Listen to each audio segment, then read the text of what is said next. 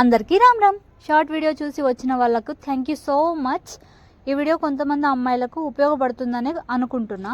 And ఈ video ద్వారా అయినా మా అమ్మ భయం కొంచెమైనా పోతుందని కోరుకుంటున్నాను. ఫర్దర్గా ఇన్ డీటెయిల్గా మాట్లాడుకుందాం. ఎవరైనా ఫస్ట్ టైం నా ఛానల్ చూస్తున్నట్లయితే kindly subscribe to my channel because your subscription makes me happy. చలో లెట్స్ స్టార్ట్ ది వీడియో. ఆ రోజు ఎర్లీ మార్నింగ్ వరంగల్కి స్టార్ట్ అయ్యాను. ఒక చిన్న కప్ టీ తాగి జర్నీ అయితే స్టార్ట్ చేశా. ఆ రోజు నా బ్రెయిన్లో ఎన్ని ఆలోచనలు వస్తున్నాయో, కోపం, బాధ, భయం అన్నీ మిక్స్డ్ ఎమోషన్స్ ఉన్నాయి. అయ్యో ఎందుకు ఇంతలా ఫీల్ అవుతున్నా అని అనుకుంటున్నారా? ఏమో, నేనే కాదు నా ఏజ్ గ్రూప్లో ఉన్న ప్రతి అమ్మాయి ఇలాగే ఫీల్ అవుతుండవచ్చు. నాకు చెప్పుకోవడానికి ఒక ప్లాట్ఫామ్ ఉందని ఇదంతా చెప్తున్నా, కానీ ఎవ్వరికి చెప్పుకోలేక ఫిజికల్గా హెల్దీగా కనిపించినా మెంటల్గా ఇన్ని ఆలోచనలతో బాధపడుతున్న అమ్మాయిలు చాలా మందే ఉంటారు. ఏంటి సంగి అసలు ఏం చెప్తున్నావు, ఏమీ అర్థం కాని స్టేజ్లో ఉన్నారు కదా. Wait, I will explain you. ఇందాక కొంచెం భయం, బాధ అన్నీ చెప్పా కదా. లిటరల్లీ అసలు ఈ ఎమోషన్స్ ఎవరి మీద చూపించాలో కూడా తెలియదు. ఎక్కడో జరుగుతున్న యాక్షన్స్కి అసలు ఏ సంబంధం లేకుండా ఉన్న వాళ్ళ మీద చూపించడం ఏంటో అస్సలు అర్థం కావట్లేదు. ఇది కూడా అర్థం కాలేదు కదా. నాకు బేసికల్గా కోపం మా పేరెంట్స్ మీద. ఎందుకంటే నేను ఒక బీటెక్ గ్రాడ్యుయేట్ని, అది కూడా విత్ డిస్టింక్షన్. ఒక ప్లేస్కి వెళ్ళి తిరిగి రాగలిగే తెలివితేటలు నాకున్నాయి, కానీ వాళ్ళు పంపరు బికాస్ వాళ్ళకి భయం. ఎందుకంటే ఈ సొసైటీలో జరిగే రేప్స్ అండ్ మర్డర్స్ గురించి, జరుగుతున్న ఇల్లీగల్ యాక్టివిటీస్ గురించి వాళ్ళ భయానికి ఒక అర్థం ఉంది. నాకు కోపం ఎందుకంటే వాళ్ళకి చాలా పనులుంటాయి. ప్రతి మూమెంట్లో ఎంతని కాపాడగలరు? అఫ్ కోర్స్ వాళ్ళు దాన్ని బాధ్యతగానే చూస్తారు, కానీ ప్రతి మూమెంట్లో వాళ్ళని ఇబ్బంది పెడుతున్నా అని ఒక గిల్ట్ ఉంటుంది. నాకు మా పేరెంట్స్ మీద కోపం ప్రేమతో వచ్చింది, అంతేగాని వేరేగా కాదు.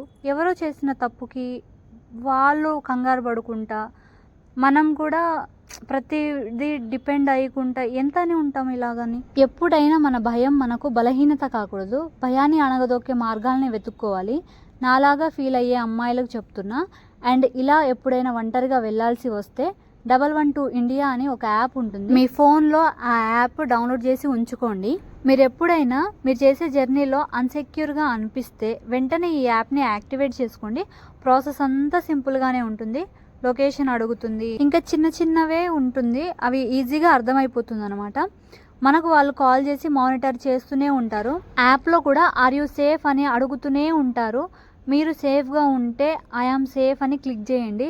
ఆర్ ఎల్స్ ఏదైనా ప్రాబ్లం ఉండి మీరు రెస్పాండ్ అవ్వకపోతే విత్ ఇన్ నో టైం వాళ్ళు మీ దగ్గరికి వచ్చేస్తారు. నేను ఆ రోజు వెళ్ళేటప్పుడు నేను ఈ యాప్ యాక్టివేట్ చేసుకున్నాను. వెంటనే నాకు డిపార్ట్మెంట్ నుంచి కాల్ వచ్చింది.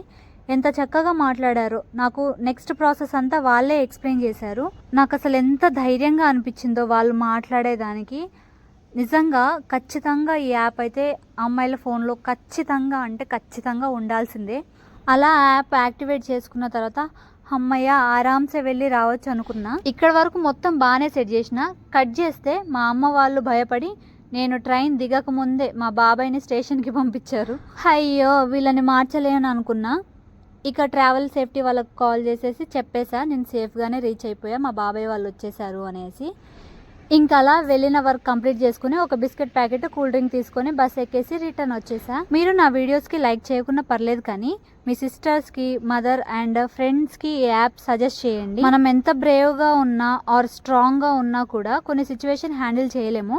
So kindly take the department help. ఈ వీడియో మీకు హెల్ప్ అయిందనే అనుకుంటున్నా. వెళ్ళే ముందు ఛానల్ని సబ్స్క్రైబ్ చేయండి for little motivation to do another video. Thank you for watching Sangi vibes. Stay tune. Bye by.